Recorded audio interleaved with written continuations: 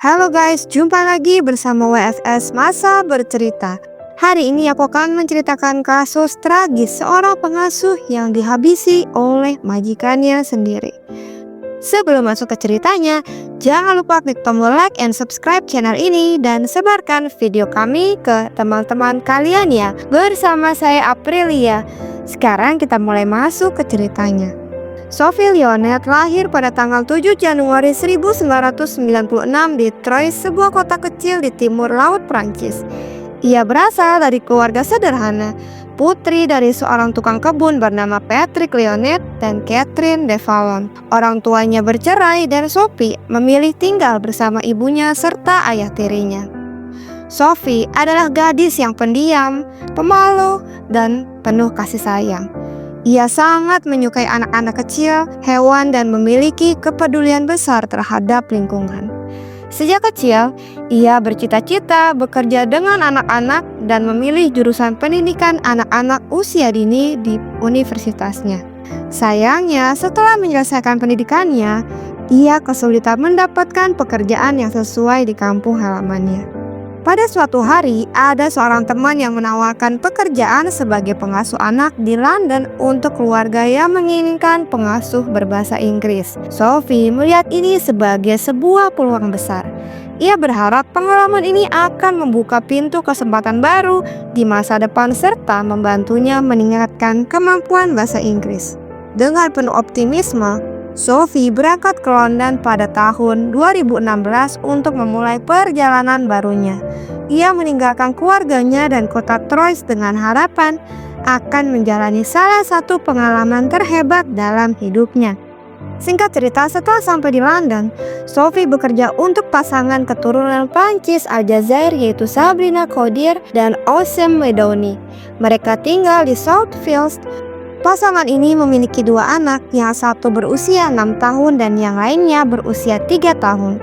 Sophie sangat bertanggung jawab saat mengasuh mereka, dan awalnya pekerjaannya tampak berjalan dengan sangat mulus. Sabrina Codier, majikannya, adalah seorang wanita ambisius yang bekerja sebagai penata rias dan perancang busana. Ia memiliki latar belakang yang cukup berwarna dalam dunia mode dan musik. Ia pernah menjalin hubungan dengan Mark Walton, mantan anggota band Irlandia yaitu Boyzone, dan memiliki seorang anak dari hubungan tersebut. Setelah mereka putus, Sabrina menjadi terobsesi dengan mantan kekasihnya dan mulai berfantasi bahwa Walton masih memiliki kendali atas hidupnya. Suami Sabrina yaitu Oussem Medoni atau yang sering disebut dengan Sam, yang pernah belajar di Universitas Paris, dulunya bekerja sebagai analis keuangan di sebuah bank. Namun ia kehilangan pekerjaannya dan hidup dari properti yang dimilikinya di Paris. Ia dikenal sebagai pria pendiam dan tidak terlalu menonjol di masyarakat. Namun dia sangat terikat dengan Sabrina dan tunduk terhadap pengaruhnya. Sabrina bertemu dengan pria ini di Prancis pada tahun 2001 saat ia berusia 18 tahun. Pada tahun 2013 saat ia putus dengan Mark Walton, ia mulai tinggal bersama Sam di rumah yang ia sewa di Southfields. Tak lama kemudian mereka memiliki seorang putri. Menurut tetangga mereka tampak sebagai pasangan yang sukses dan sangat glamor. FYI nih guys, Sam telah menginvestasikan apa yang diperolehnya selama ini di 2 apartemen di Paris, sehingga mereka memiliki penghasilan untuk hidup. Namun Sabrina yang selalu merasa kekurangan menuntut lebih banyak dana. Wanita dengan kepribadian yang mudah berubah ini selalu mengakhiri pertengkaran mereka dengan sebuah teriakan. Ia terus-menerus menuduh suaminya sebagai seorang yang pemalas, tetapi pada saat yang sama, ia merendahkan setiap pekerjaan yang datang untuk suaminya. Sekarang kita beralih ke Sophie lagi ya guys. Selama tahun pertamanya, Sophie tampak bahagia dalam pekerjaannya. Namun seiring berjalannya waktu, situasi mulai berubah drastis. Sabrina semakin terobsesi dengan mantan kekasihnya yaitu Mark Walton. Pada musim semi tahun 2017, obsesi Sabrina dengan Mark mulai meningkat. Mark telah pergi untuk tinggal di Los Angeles. Dia semakin kaya raya, sedangkan Sabrina tidak. Jadi dia mulai membayar semua rasa frustasinya dengan Sophie. Ia menuduh Sophie sebagai mata-mata yang dikirim oleh Walton atau Mark Walton untuk mengawasi kehidupannya. Perlakuannya terhadap Sophie pun berubah dari sekedar bentakan menjadi sebuah kekerasan fisik. Sabrina seringkali menuduh Sophie mencuri barang-barangnya, dan setiap kali sesuatu ada yang hilang di rumahnya, Sophie menjadi sasaran kemarahan yang tidak terkendali. Ia diperlakukan dengan kasar, dipukuli, bahkan dibiarkan kelaparan. Pada titik ini, Sophie mulai kehilangan berat badan secara drastis. Ia semakin lemah dan sering terlihat mengenakan pakaian yang sama setiap harinya. Orang-orang di sekitar rumah mulai memperhatikan bahwa ada sesuatu yang tidak beres. Tetapi Sophie yang orangnya itu basicnya introvert ya guys, dia tuh terlalu takut untuk meminta bantuan. Sabrina telah mengambil paspor dan ponselnya. Hal itu membuatnya terisolasi dari dunia luar. Sebenarnya, pada satu waktu, Sophie sempat mencoba melarikan diri. Ia pernah mendatangi rumah seorang kenalan keluarga majikannya, tetapi Sabrina dengan cepatnya mengejarnya, lalu menuduhnya tidak tahu berterima kasih. Setelah itu, ia memaksanya kembali ke rumah. Dalam kesempatan lain, seorang pemilik restoran yang mengenalnya melihatnya Sophie sedang menangis, dan pada saat ditanya apa yang terjadi kepadanya, Sabrina langsung menatap Sophie dengan tajam.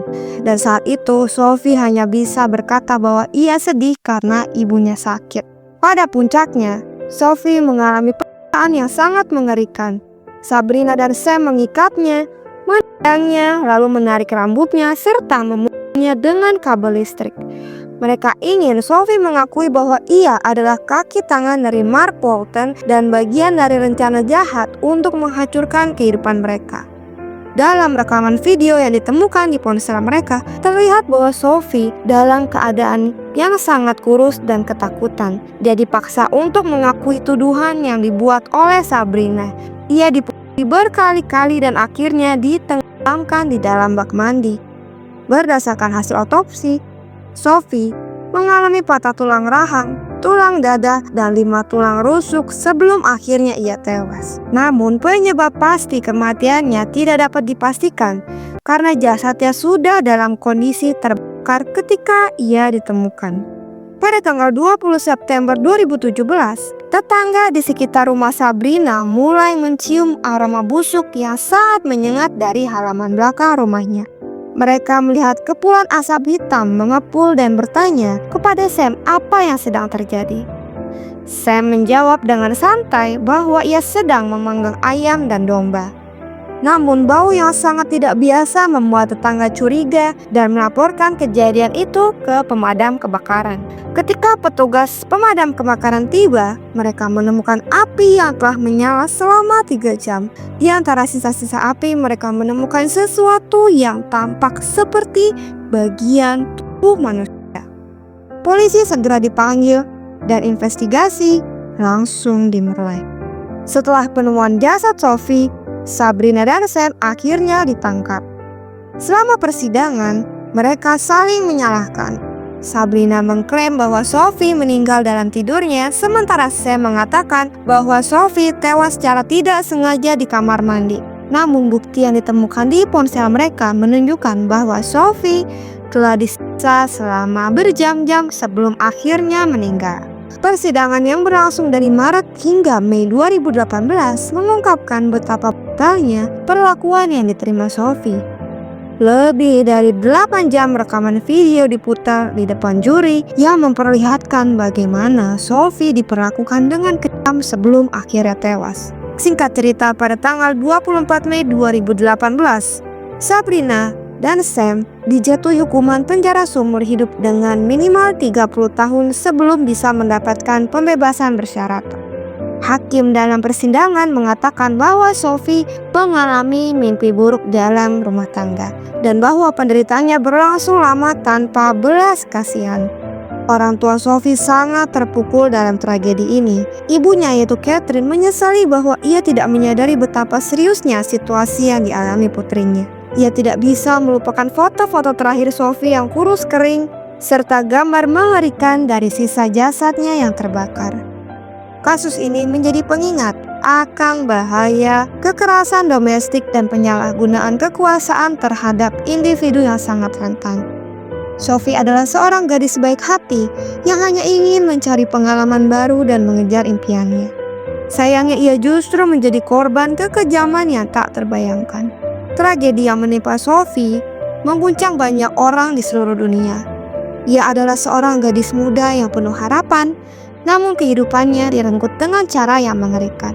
Kisah ini menjadi pengingat bahwa tidak semua yang tampak baik dari luar mencerminkan kenyataan yang sebenarnya. Meskipun keadilan yang telah ditegakkan dengan hukuman bagi pelaku, luka yang ditinggalkan dalam keluarga Sophie akan tetap ada selamanya. Ya, jadi itulah guys kisah dari Sophie Leonid. Mohon maaf jika ada kurang dalam penyebutan nama baik korban atau tersangka atau lokasi tempat kejadian. Sampai jumpa di kasus selanjutnya.